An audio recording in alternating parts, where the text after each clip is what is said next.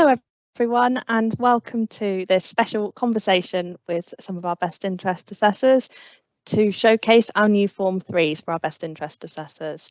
So for those of you who don't know, my name's Tilly Baden and I'm the Assistant Team Manager in the Mental Capacity Act team, and I'm joined today by Caroline Sheesby and Jane Harrison, who are both full-time BIAs within the MCA team.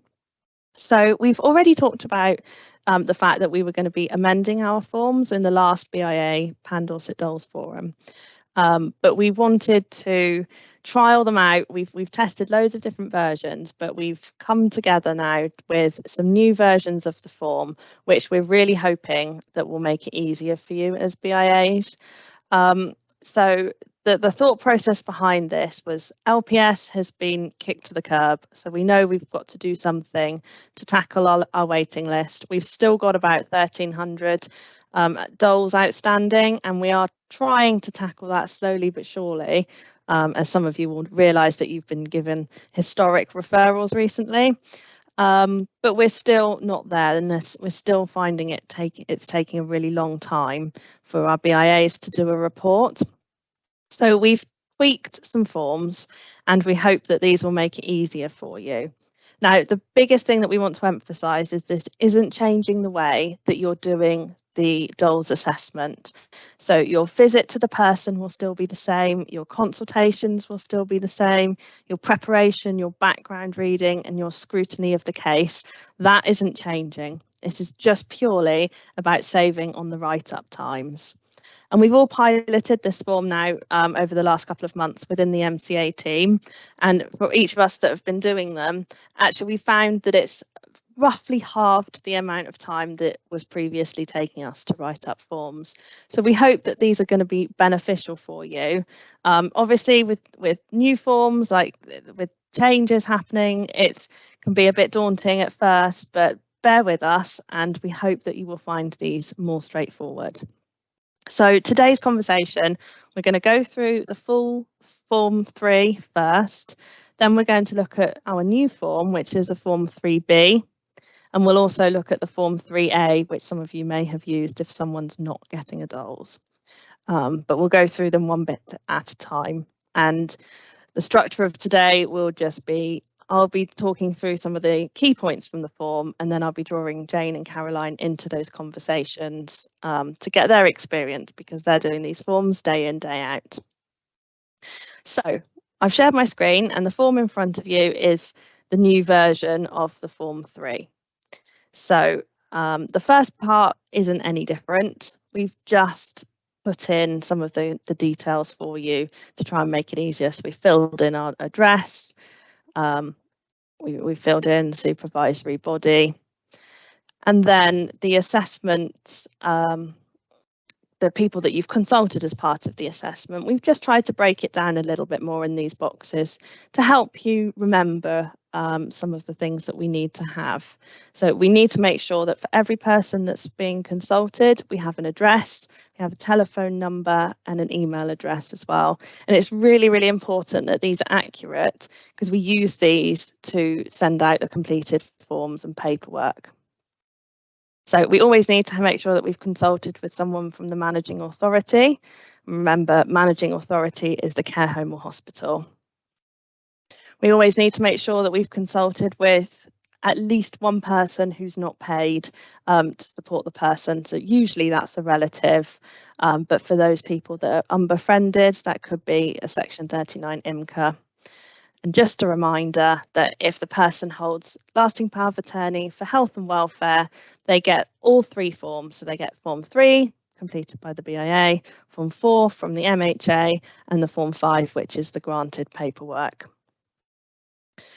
The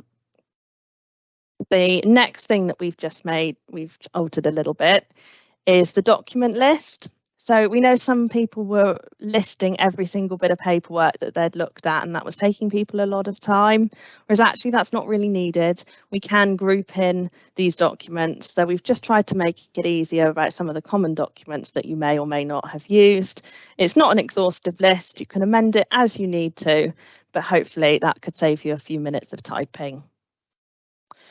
So we're now going to look at the mental capacity assessment, and we have tweaked this quite a bit.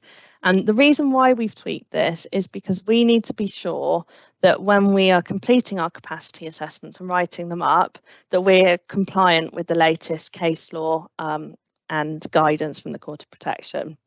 And we've just tried to emphasize some of these key areas that we know you guys are already thinking about, but just to try and evidence it within your write-up. So the first part, we've put in some bullet point lists to consider the following practicable steps. And these are some of the practicable steps that you may or are likely to take when you're doing your capacity assessment for the DOLS. So I'm just going to draw Caroline then into this conversation. Caroline, what are sort of the things that you write about when you're doing this? I think this is a really good way of trying to remind us of thinking about making sure that we're meeting the requirement of the mental capacity assessment for all practicable steps. And it really just gives you a visual point ahead of thinking of going out to the individual. I think quite critically, it's always, as I'm sure we all do, is making sure that we're visiting at the right time and thinking about where we speak to somebody within the care home. I think the bit that this really sort of reinforced to me was actually it's not just that sense of making arrangements to go out, but actually it's making sure that we're stopping and thinking about actually will we get the best from somebody if they've actually got somebody with them, and that may be a family member and we need to coordinate for them to come in. It may be that we need to be thinking about speech and language support workers or specific communication methods, but it's just trying to kind of give you the heads up to think about things ahead of time so that we can be really clear that we've done everything we possibly can to enable that person to make the decision. Thank you, Caroline. So we've just made it a little bit easier then for you to fill in the date, time and location of the capacity assessment. Then we've included a box called the identification of the relevant circumstances. So we've put in the relevant pieces of case law here that you're considering. The LBXVK piece of case law back from 2013, which I'm sure you're very familiar with by now. But this is looking at what relevant information does the person need to understand, use, weigh, retain and communicate when they're thinking about their care arrangements and their accommodation. So we've literally just pulled it out from the case law, and that can just sit then within your assessment to show that you're legally literate and you're covering everything that you need to. Then we've got a little space here for you to list the options that are available to the person.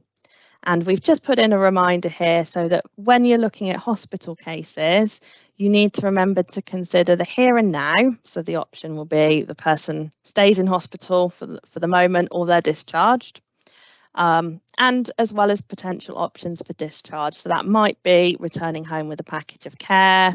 It might be going into a care home, maybe looking at living care, whatever that is for that person, that we're looking at those both circumstances for those hospital cases. But for the options available for someone that's in a care home might be very different. And we've also then added in a little bit of a template for the information that you would comment that you've provided to the person, and hopefully this will provide a useful reminder to you as well. So I'm just going to draw Jane into the conversation to say a little bit more about that. Hello everyone. I really particularly like this part of the form because it helps me to refocus on what it is that we're thinking about when we're having our conversations with the people we're out to assess. And I use this differently depending on who I go out to see. So I've had occasions when I've literally printed off this piece of the assessment and put it in front of the person and explained to them, this is why I'm here, this is what I want to look at, this is what I want you to assess. And I've also taken it out completely and thought about a totally different approach for people who maybe have very significant learning disabilities or severe autism, for example, who none of this would be particularly meaningful. So I very much use it as a framework for myself. It certainly was a very good refresher when we first started testing these forms, that I could sit in the car before I went in and really think about and focus on what is it that I need to talk to this person about? What is it that I need to present to them in order to get them to show me whether they're able to understand, retain, weigh and communicate that decision, really. So I found this particularly helpful, and I'm hoping that you guys will too. Thank you, Jane. So the next part then will look the same as previous forms. We've got the functional test, which you're then recording how you've communicated with the person and how you've tested out those pieces of information. So that will look very much the same as previous Form 3s. So in the stage 2, the diagnostic test, we've just tried to make it fill in a sentence which you would then add to, just to show that you're just literally capturing the diagnosis or the likely diagnosis, because we know some people don't have a formal diagnosis, particularly when they're in hospital. You might have someone with a suspected dementia or potential cognitive impairment following a stroke. So you would just put that in that box. And then we move on to the causative nexus test, which again, you'll be used to, familiar with writing about, but we've just, again, tried to fill in some of that box for you. So you just have to populate the information. This is all about trying to cut time on actually typing things out. But please feel free to amend this as you need to. Some people's circumstances might be different. You might need to add more information, and that's absolutely fine. This is your report. This is just about giving you a template to try and make things easier. So there's no changes to the no refusals assessment, nor are there any changes to the best interest assessment checklist. But there are some changes to our background information. So we wanted to try and just focus your mind a little bit more about what it is that we're looking for within the Form 3. So we've broken the background information down into 3 parts. So the first thing that we're going to ask you to do is to provide a brief pen picture of the person. So Caroline, what sort of things do you normally put in this box?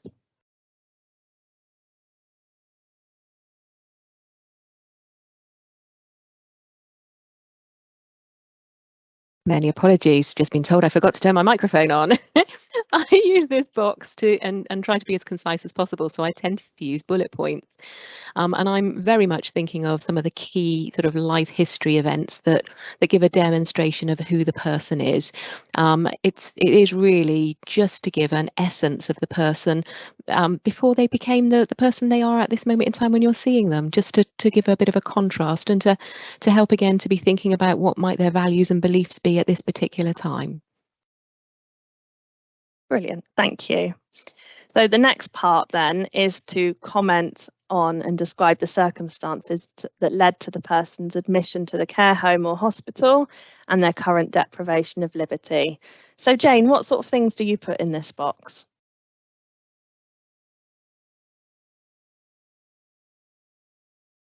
So I usually give some sort of chronology of the person's background history, when they first became known to services, what their access to those services have been, what their previous packages of care have been, and anything really relevant to their care and support needs, really, just giving a background as to how they've come to be at this specific place at this given time.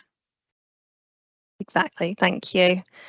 And then Caroline, this last part around summarising the person's health conditions and care needs, what are some of your key things that you always think about in this part? I tend to break it down and actually put it into two further subsections, really, looking at health conditions. And I'm tending to use Dorset Care Record for those BIAs that have access to it. And I'm literally then just pulling across the health conditions that I think would be relevant to demonstrating the person's current situation. I think we need to be mindful that we don't have to include every aspect of a person's medical condition, because actually we have to recognise this is going to be a widely circulated document, and it might not necessarily be something that everybody needs to be aware of. So be focused on what are the health conditions that are pertinent to the current situation. And then I tend to then put another subsection with regards to care needs. I think it's really important to remember that we're not writing a Care Act strength and need assessment at this moment in time. So it is really pulling some of the core information that is either been recorded on the strength and needs assessment, or alternatively is documented in the care plan or medical notes. And again, it's really, for me, I just tend to put a list in bullet points again as a summary, trying to get across the the intensity of the support that's provided and the fact of whether the needs are across the 24-hour period. Thank you. That's really helpful. So the next part then, again, is going to look familiar. We're looking at consultations, and we've left the views of the relevant person box blank because this is your narrative of your conversation that you have with the person. So we didn't actually feel that there's anything that we can use as a template here, because that's going to very much depend on the actual nature of your visit. I will just remind you though, if you have done the capacity assessment and you've already put a really big detailed load of information in that first part of your report, you can put C-section or mental capacity. In summary, the person's views are the X, Y, and Z. We don't want you to be repeating yourself throughout the form. If you've already written it, then that's fine to cross-reference it. And please also just remember to put in the person's past wishes as well in this box. It might not be possible to get to know them, particularly if someone's unbefriended or hasn't had that strong links with their family and friends, and they're not able to give you that sort of background information. But where you can, if you've got those past wishes and values, then please put them in this box. So then we're going to move on to objections, and this will look a little bit different to what you're familiar with. So we wanted to try and capture a bullet point list of the things that you'll be looking at when you're considering whether someone is objecting or not. Now, this bullet point list is not exhaustive by any means. You don't have to use it as a bullet point list. Some people do, some people don't, and that's entirely up to you. But Jane, could I just come to you and to talk people through how you've approached this within your practice?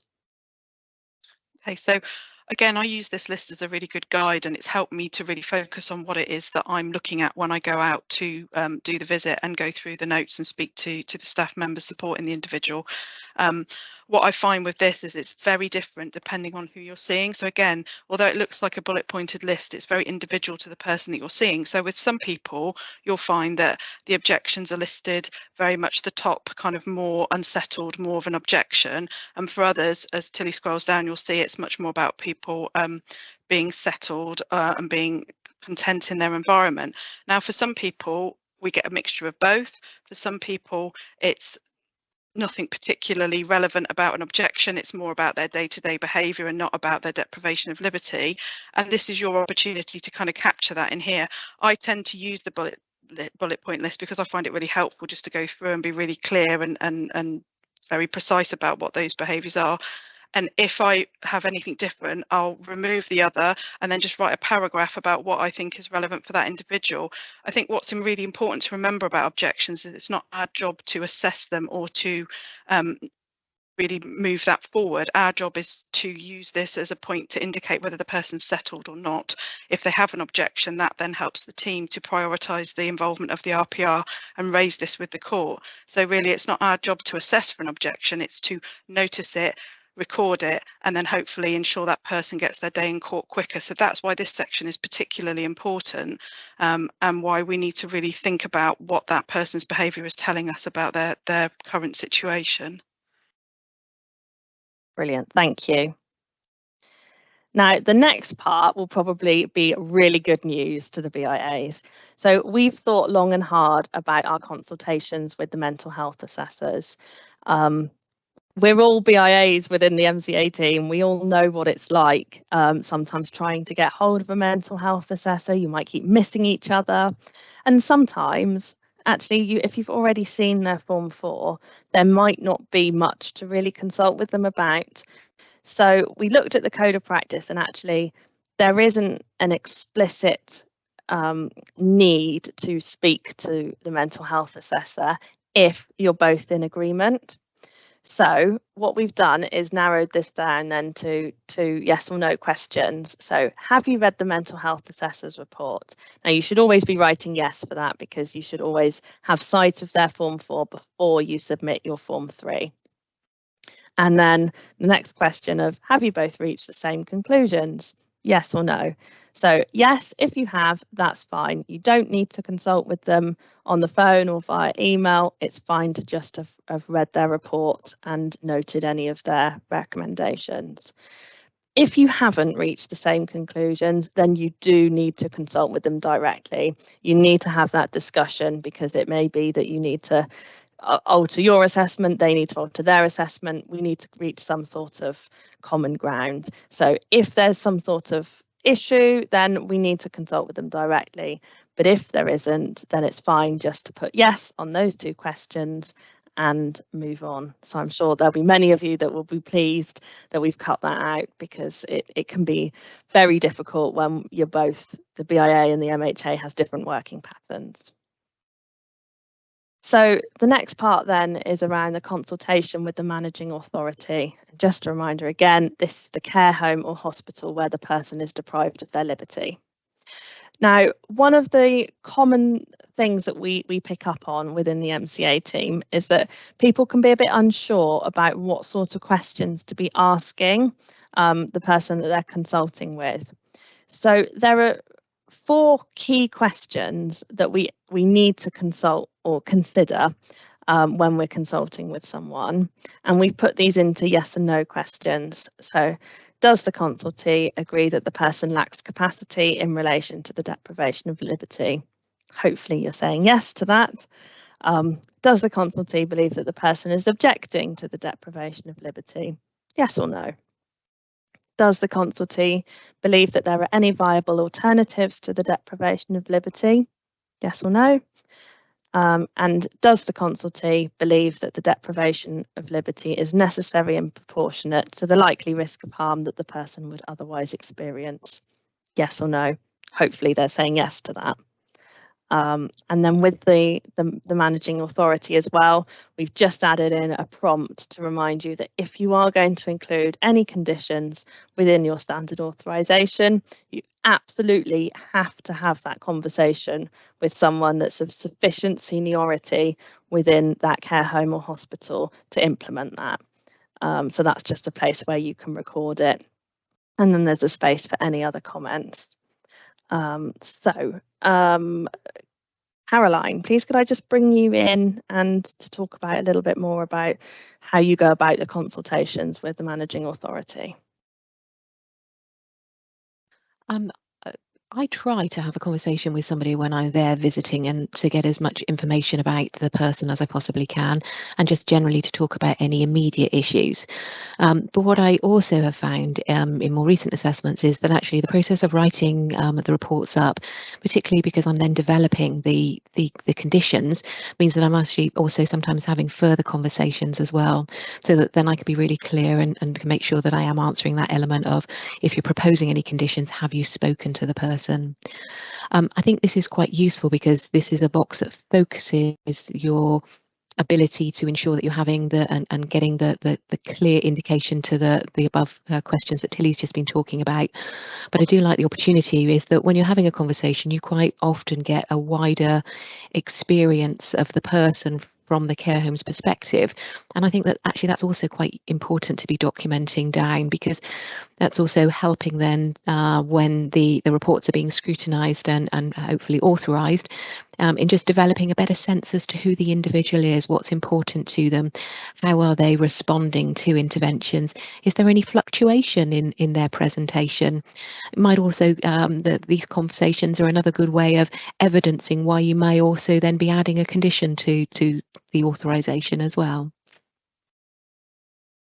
Exactly, thank you.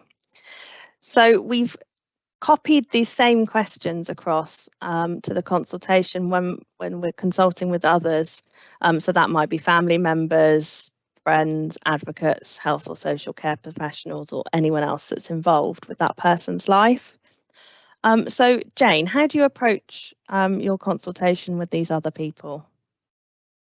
So again, this has provided quite a good structure and framework for me in terms of how I make sure that I've covered all bases when I speak to the family to get their views. So I now have my 4 questions that I'm absolutely clear that I need to focus on and ask whenever I speak to anybody when I'm consulting, really. And dependent on the response, who the person is and what they've told me will depend very much on how I record it. So sometimes I'll answer the yes and no questions according to each one and then write a little summary at the bottom. Or if someone said something very specific about capacity or whether they think the person's objecting, I'll write that within that actual underneath that heading. It all depends very much. So I use this as a guide rather than you must ask these questions and you must respond to it in this way. I kind of use it to help inform my practice and make sure that I'm getting the most relevant information. The other thing that I think this has helped me to do is to be a little bit more proportionate and precise and concise in what I'm writing. So previously I maybe used to write far more than was necessary, whereas now I don't find that this particular part of the form is that big. I don't write everything that someone's told me, but I use it to inform the sections above about the person's pen picture or their previous history, as opposed to a big written transcript of that exact conversation. Oh, the other thing that I meant to say as well, sorry Tilly, was that if the person has a section 39A IMCA in place, they may not be able to answer some of those questions because they may not know the person particularly well, in which case you need to just adapt your recording here according to the information that 39A IMCA is able to provide, and that's absolutely fine. We wouldn't expect them to necessarily have a view on capacity if they're not comfortable to give that. Yeah, that's a really important point. These are just a guide, and if you need to delete the questions and just write in a paragraph, that's absolutely fine. This is your form. This is supposed to make it easier for you. So we've added in a space within the form to consult with 2 people, but if you've consulted with more than that, that's absolutely fine. Just copy those questions if you need to, and expand the boxes. They should all expand. We have tested it. It should all work. So the part then that's identifying whether someone is deprived of their liberty, we have tried to make more templatey because we've actually found that a lot of the information that we're capturing about these individuals is very similar, and we're just filling in the key bits of information that's relevant to the person. So does the person then meet the objective element or the acid test? That's a yes or no question. We've added in that little paragraph about the case law to show that you're fully informed about what a deprivation of liberty is. And we're obviously following the Cheshire West case law. And we've broken this down into the confinement, the not negligible period of time, the continuous supervision, the continuous control, and the person not being free to leave. Then we've added in a bullet point list about the person being subject to the following restrictions. And again, this is supposed to be helpful for you just to think about some of those restrictions that may or may not be in place for that person. So Caroline, could you come in here and just tell us a little bit more about how you approach this section within your forms? I think for me, I mean, this is a good starter for 10. It just reminds you of the variety of different restrictions that could potentially be in place. I think what I try to recognise is that just that need to give it a slight personalisation to it, thinking about how do you make it specific to the restrictions that are actually on the individual, so that it's not just so generalised that it is more unique to the particular situation that you are particularly talking about. And I think also as well, it's quite important to recognise as well and think about the severity of how that restriction is received by that person as well. So there may be some that you really want to highlight as being a particular importance because of the impact that it might be having on the individual. It is really important though to remember this list is not unique, that every situation will have its own unique situations. So please remember that if it's not there, it doesn't mean it's not necessary to put down. Use that other element at the bottom as a way of making sure that this really does cover all of the restrictions that are placed upon the person themselves. Thank you. So for the part then that's about the does the person meet the subjective element, that should just be a yes or no, and this is evidence within your mental capacity assessment that either you've done as the BIA or the mental health assessor has done. And is the placement imputable to the state? Again, this is very similar for most people, so please feel free to use these bullet points. If you need to expand them, that's absolutely fine, but this is a generic part of the form that we often see lots and lots of similar sentences. So actually we've taken out the time of you typing up those sentences and put it in for you. So the next part of the form is looking at whether the restrictions are necessary in order to prevent harm to the person. So Jane, please could I draw you in to talk about the risks that are highlighted for the person?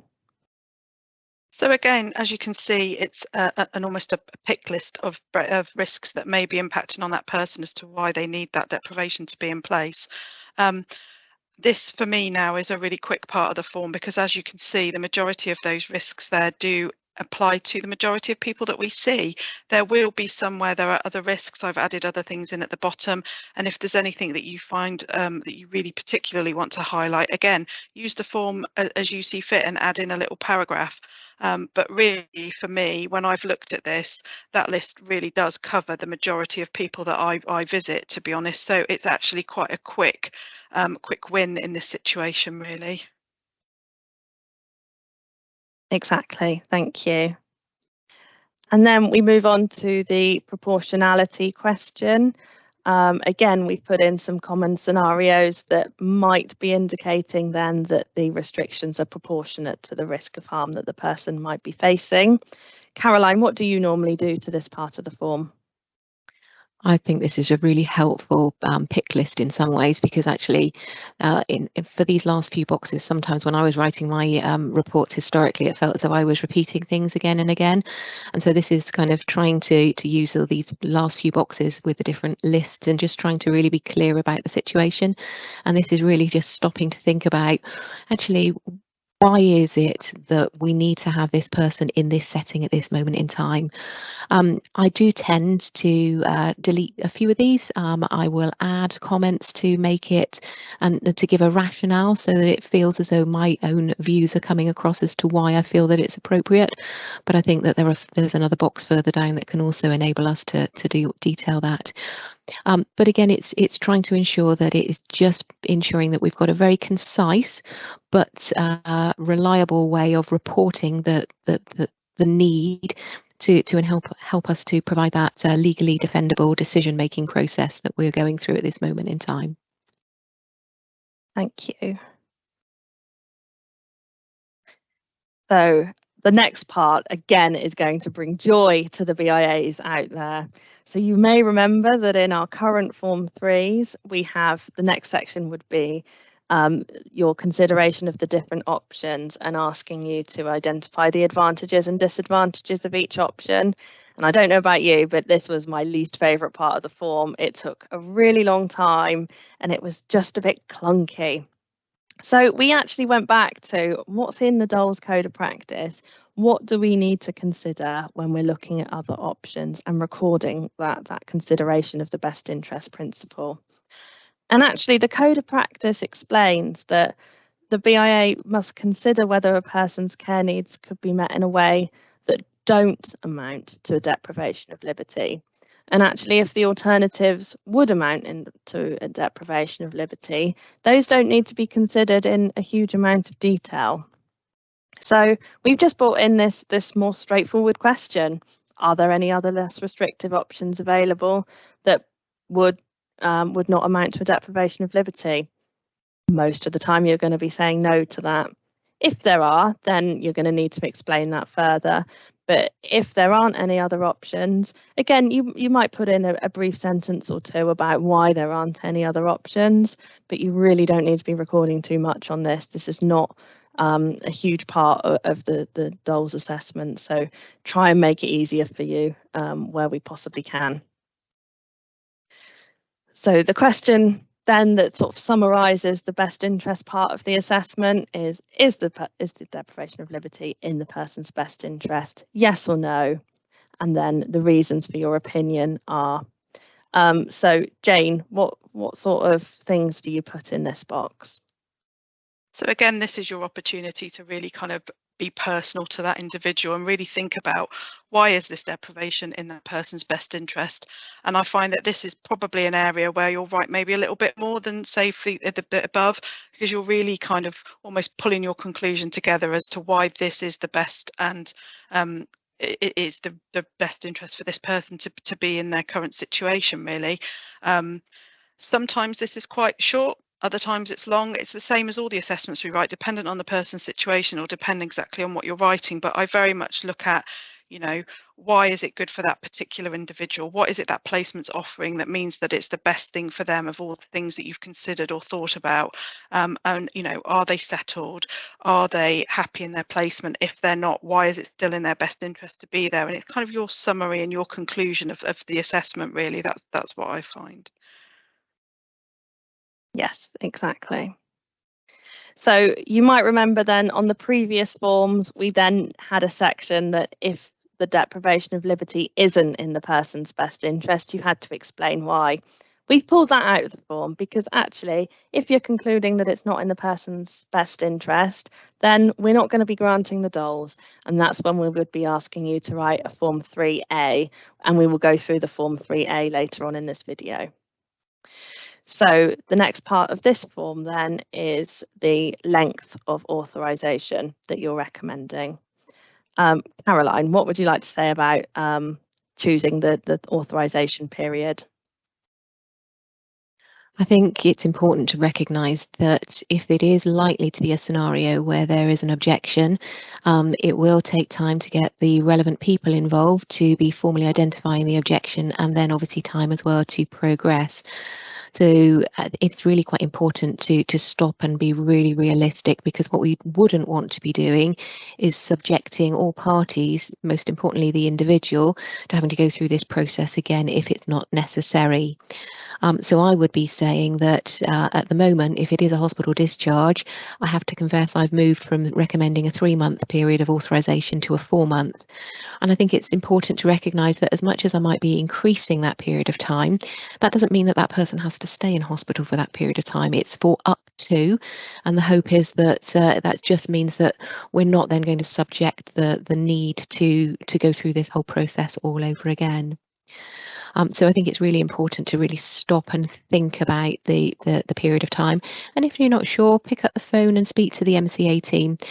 Jane and I are doing these assessments on a full-time basis. We're able to be consulted as well, so we're happy to be sounding boards for if there's any uncertainty. I think this form is also added then with moving forward with thinking about sort of why are you choosing the amount of time.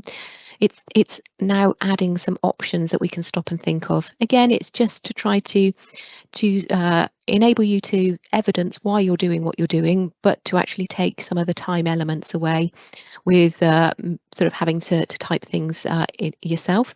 Obviously, we need to make it so that it's appropriate and unique, and there's a variety of choices dependent on the option that you're going for from a time period. We hope that in a lot of these cases we're finding individuals to be settled and not objecting, and so we can go for the full 12-month period. But again, it's just evidencing that we're thinking about things, that we're having sort of some consistency in the way that we're reporting, and evidencing the decisions that we're making. Thank you, Caroline. So the next part of the form, it doesn't look any different. This is about looking at the conditions, varying the conditions, the recommendations. This is exactly the same that you're used to, so we won't go through that in any great detail. You're familiar with this. There's still this option as well to include any other relevant information. If you need an extra text box within the form, this is where you would put that additional information that doesn't quite fit anywhere else. Recommendations as for social workers, care professionals, health professionals, that hasn't changed. The selection of the representative, that hasn't changed either.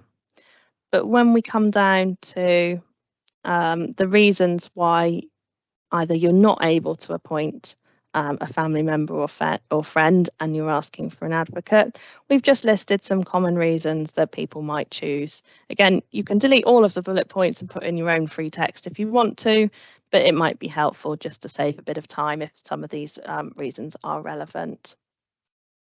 And again, if you're selecting maybe a family member or a friend to be the person's RPR, we've put in, again, some templatey pick lists here that some of the common reasons for selection. And again, this is just focusing your mind around eligibility for being an RPR. So we need to just comment that the person's lacks capacity to select their own RPR, that the proposed RPR is able and willing to be the RPR. They've confirmed that they'll maintain regular contact. They've confirmed that they're aware of the responsibilities of taking the case to the Court of Protection if it's needed, and that you've just confirmation that you've discussed this in detail with the RPR, and or if they've previously been a DOLS authorisation and that person's been the rep before, that there haven't been any issues, so there's no reason why you wouldn't appoint them. And then you would sign and date the form as always. So we hope that this Form 3 is going to be more straightforward for you to use. I just want to show you a very quick way that it may be helpful to find and replace the tool within Word, so that when you've got things like the bracket and name, you can do a quick way to do this on your laptop. So a quick and easy tool that you can use when you want to change where in brackets we put either the person's name or his and her, so that you don't have to manually do it for every single bullet point. So if you can see, there's this button here that's called Replace. If you click on that, you get this box that comes up.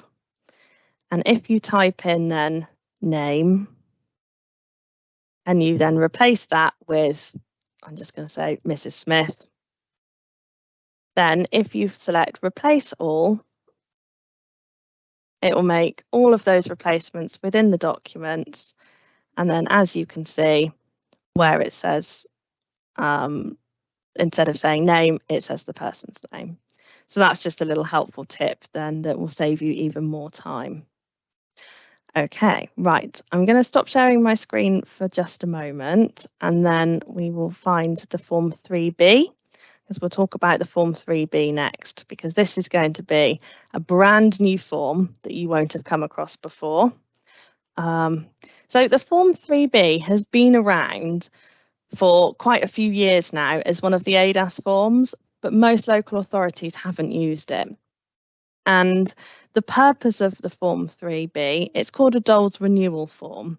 So when someone has had a standard authorisation in the same setting, so it's got to be exactly the same care home, or if they were in hospital, exactly the same hospital, and their circumstances haven't significantly changed since the last full Form 3 was done, then instead of doing a completely new and fresh Form 3, we can use the Form 3B to make things a bit quicker. If someone has had a DOLS before, but they've moved to a different care home, or they've moved from hospital to a care home, you need to do a full Form 3. These can only be used for those people where their circumstances haven't changed at all since the last DOLS was completed. And some of the common questions that we get is, can you still use the DOLS renewal form if the DOLS has lapsed? And the answer is yes. We've tried them. Sometimes we've done them back to sort of 2020 or 2021 for those people that are in care provisions for a long, long time. If their circumstances haven't changed during that time, then it's still fine to use the Form 3B. So I will just reshare my screen.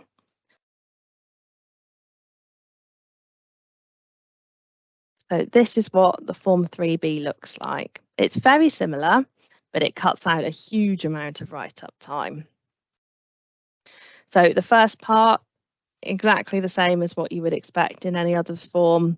You're ticking to say which parts of the assessment that you're doing. You're putting in names, addresses, details. You're still putting in your list of consultees. And you're still putting in your document list, which we try to pre-populate where we can to try and save you time. The capacity assessment, if you're asked to do the capacity assessment as part of this, this is exactly the same as the new Form 3. So we won't go through this now. You can scroll back earlier to this video if you want to hear Jane and Caroline and I talking about the capacity assessment. The no refusals assessment, that part is exactly the same. And the best interest assessment checklist is still the same. But then the next part is going to be very different. So you have to confirm by tick box that you've read the previous DOLS Form 3 and that you're confirming that the background information is still relevant for the person. If it's not, if there's been significant changes, you need to stop and go back and do the full Form 3. You need to confirm by tick box that you've met with a person to ascertain their current wishes and feelings and that these haven't significantly changed since the last DOLS Form 3 was completed. And then you're also ticking to confirm that you've consulted with the person's circle of support listed at the beginning of this form, and nothing about those people's views has significantly changed since the last DOLS Form 3 was completed. So as a reminder, this isn't changing the way that you're doing the assessment. Even though this is a shorter form, you're still going out and meeting with the person, you're still doing your consultation exactly the same, you're still scrutinising the records, going through the background, and you're still analysing as if you're looking at this person's situation with fresh eyes. This is just about cutting down on the writing time. So, if the person is still deprived of their liberty, you would tick yes, and it already says the reason for my opinion remains the same as previously stated.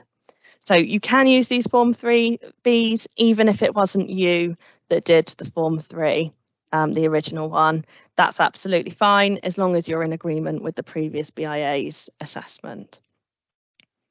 So you'd also be confirming that it's still necessary to deprive the person of their liberty, and it's still proportionate to deprive the person of their liberty. And you're ticking again to confirm that it's still in the person's best interest. And there is a note reminder that any significant changes, you need to do a full Form 3.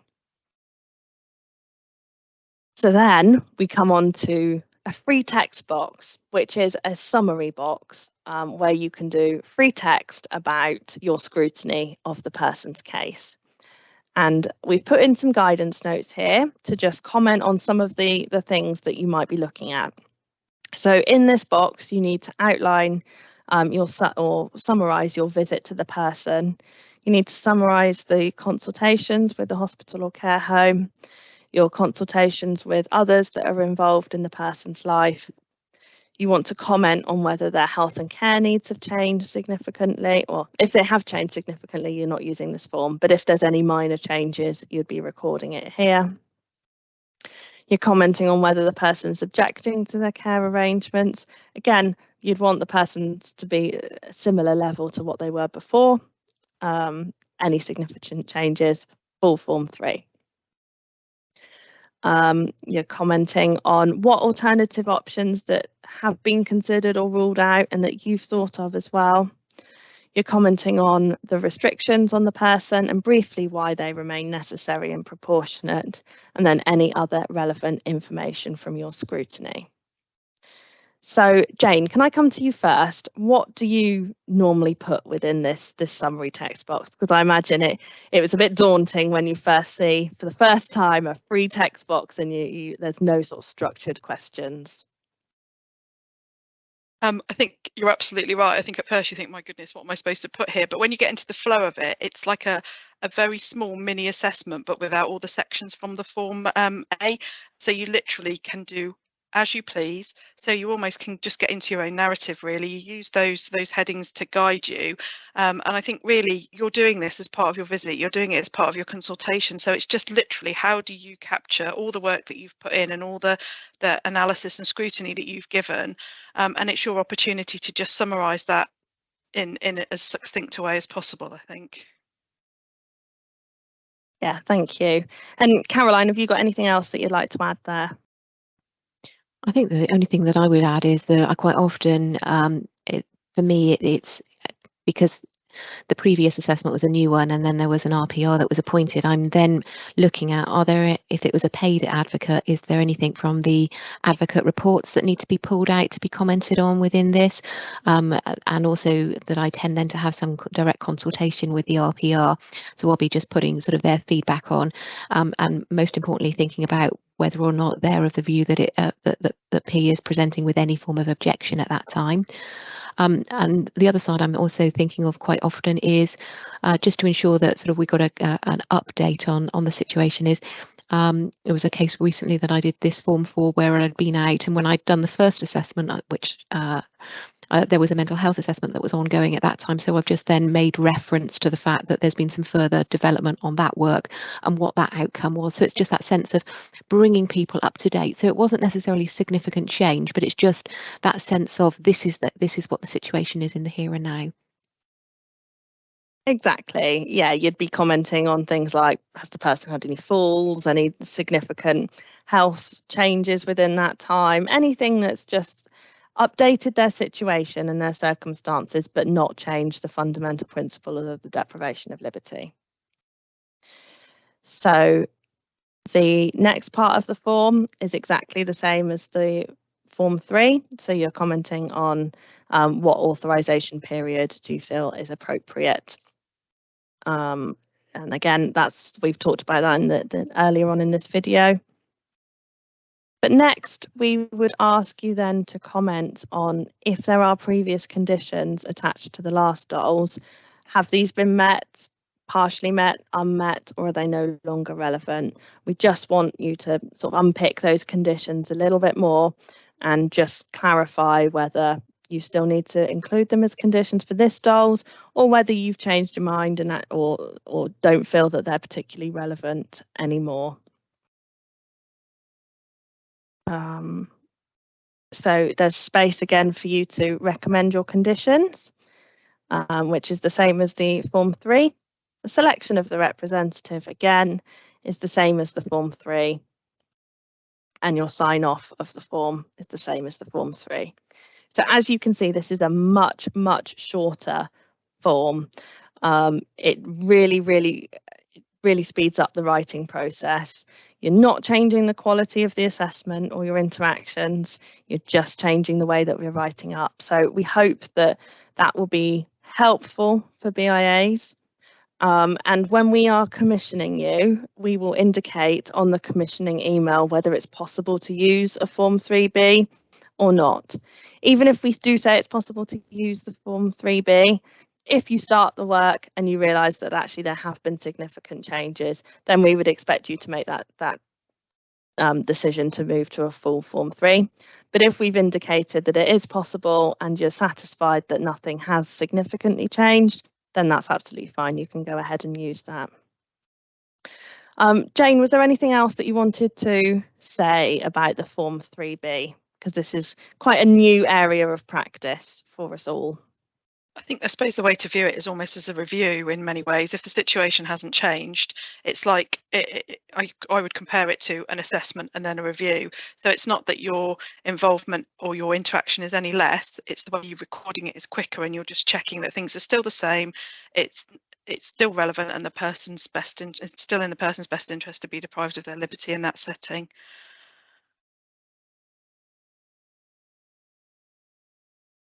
Yeah, thank you. And Caroline, was there anything else that you would like to add to that? I think I just wanted to say that when I first started thinking about and using this form, it just felt very different because it was, in theory, using the summary box a little bit unstructured. So it did feel as though I was sort of stepping into something new, and it felt as though it was a little bit unstructured, and so it does take a bit of playing with and a bit of time to make sure that you're still recording all the relevant information. But I think the key thing to remember is this whole form is about condensing, about being concise, and so it's not about writing War and Peace. So just because you've got a free flow box doesn't mean that you have to write 15 pages. Please keep it straightforward, keep it pertinent to the situation and the story that you're trying to tell through the assessment, and it does become easier. So the first time you do it, it's a bit about where do you put things, how do I record it, but over time it will become more commonplace in reality. Yeah, Exactly, and I've done quite a few of them now, and I find them so much quicker the more I'm doing. It's like anything, isn't it? It takes a while when it's a new change, a new template. You've got to take time to get your head around it. But once you know what's in the form, it should speed things up much quicker for you. So the last thing then that we're going to look at today is the Form 3A. This looks pretty similar to the current Form 3A that we're using, but we haven't ever really talked about this in detail before. So we just wanted to use this opportunity to run through it with you and see if there's any areas that we need to cover further within one of our next Pan Dorset Doles forums. So the Form 3A is used when we are not granting the deprivation of liberty. And it's really a form to capture the information that you've gathered as part of your assessment before you've reached the point that you need to stop. So sometimes that it can happen quite quickly. You might have just gone out and visited the person, realised that they have capacity to consent to their care arrangements. So a DOLS is not needed, but we need somewhere then to capture that capacity assessment. It may be that you've gone through pretty much the whole process, and then you've got to the last part and you realise that actually that person could be going home. They don't need to be deprived of their liberty anymore, and then that is facilitated whilst you're involved. And again, you'd be using this form to capture the information and the work that you've done to date. So the first part of this form, we just ask you to indicate the assessments that have meant that the person is not meeting the requirements of the standard authorisation. So you would just tick whichever one is relevant and just give a bit of some brief details. Another common scenario that we get is for those people that are in hospital. If then the mental health assessor goes out and concludes that the person's not eligible for DOLS and the BIA has already done most of the work, then again, this is the form that you would use to capture that information. So you would fill in the person's details, the names, dates of births, addresses. We've tried to fill in the parts as much as we can to make it quicker for you. You would want to comment on and provide the details of the people that you've consulted as part of those assessments and any documents that you've reviewed as well. That's where you would be recording this. Mental capacity assessment, this is the same as within the Form 3A, within the Form 3 and the Form 3B. So they're all identical. So we won't go through that now, but we've used exactly the same template that you can use just to try and make it easier for you to write up. But then we've got a space for background information. So any background information that you've gathered that's relevant, you could capture that there. Any views of the person, you would capture that in the next box. The views of others, so anyone that you've consulted as part of the DOLS, that's where you would put that information. And then you would, again, if this was relevant, why the person is not deprived of their liberty, if they weren't meeting that acid test. And then a space for any other relevant information that you feel is needed, and you would sign and date the form. You don't have to fill in every box, it's just a place to capture that information. Jane, what's your experience of doing Form 3As? Have you found them quite helpful?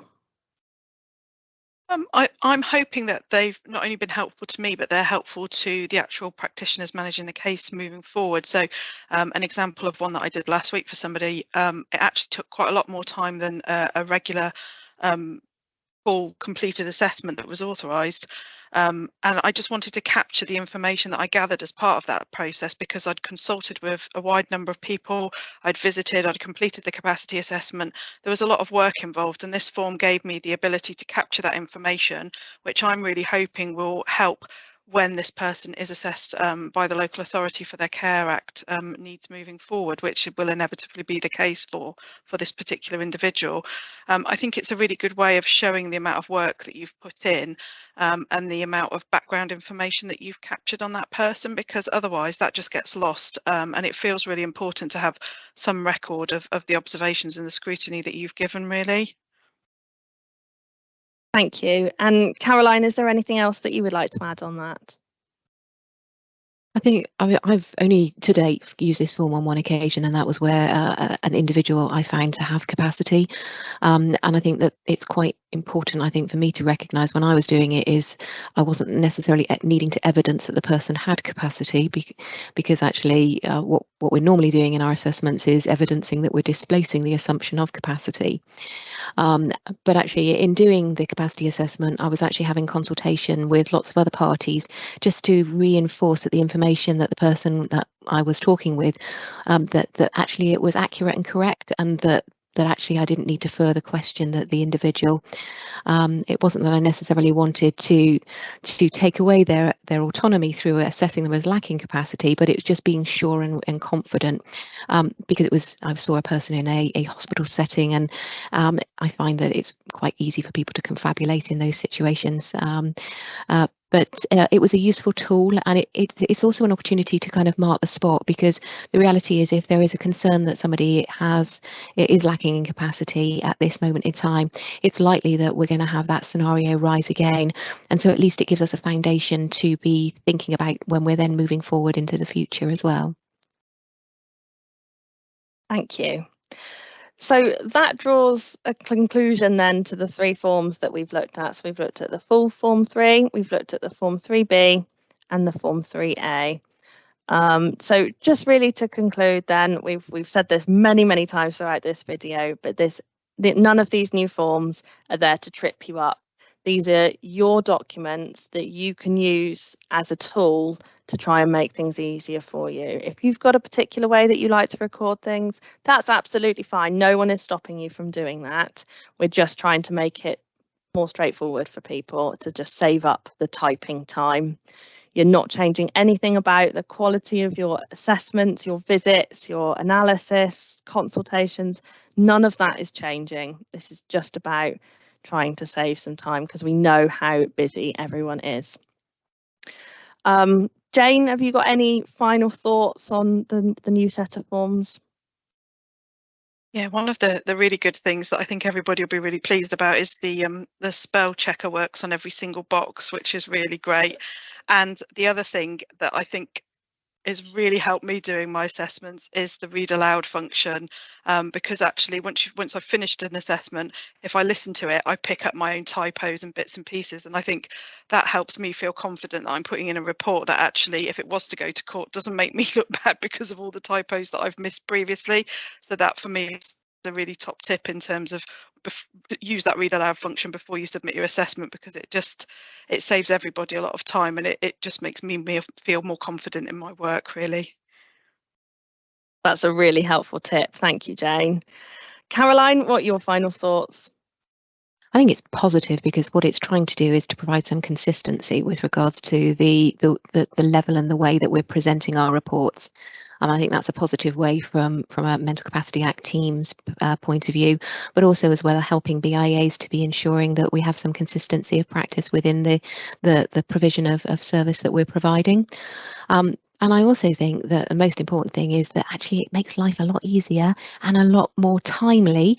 And I'm not spent at my computer all of the time, so that I can actually focus on the bit that I enjoy most, and that's actually the conversations with the person, most importantly, and with their wider circle of support. Absolutely. That's exactly why we come to work every day, isn't it? To have those meaningful interactions with people. And I would like to just reassure all the BIAs out there that we have piloted these forms within the MCA team. So myself, Caroline, Jane, the other advisors within the team, we've been using these forms now for about 2 to 3 months.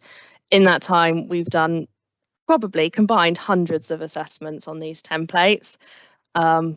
And we have tweaked them several times, but we kind of feel that these new templates work. They've certainly worked for all of us. But if you do have any suggestions, or we do need to tweak them again, then we will. These aren't set in stone. We're just trying to make things easier for you to write up, but also equally ensuring that we're capturing that legally defensible decision making that's all really vital to the work that we do. We've had feedback from legal and the signatories that are signing these off, and other management as well, and we're all really happy with these forms. as with anything, change always takes time to embed, and it will take a little bit of time to get used to these forms. We appreciate that, and the first few that you do might feel a little bit strange, but just to reassure you, we're always here if you need to talk to us. If you just want to sound something out with one of us, or you're not quite sure about a part of the form or anything about your DOLS assessment, then please contact the MCA team, and one of us, one of the advisors or the BIAs or myself or Sue will get back to you. And we're no such thing as a silly question. We're really happy to have that conversation with any of you. So that's it for today. So thank you very much for listening and watching. We hope you found this helpful. As always, please let us know if there's any feedback or you think that you'd like some more information on any parts of these forms. We will be doing the BIA peer supervision soon, and we carry on with our webinars. So if there is something that you particularly want us to focus on, let us know. We're really open to that feedback. So thank you, everyone. We'll speak to you soon.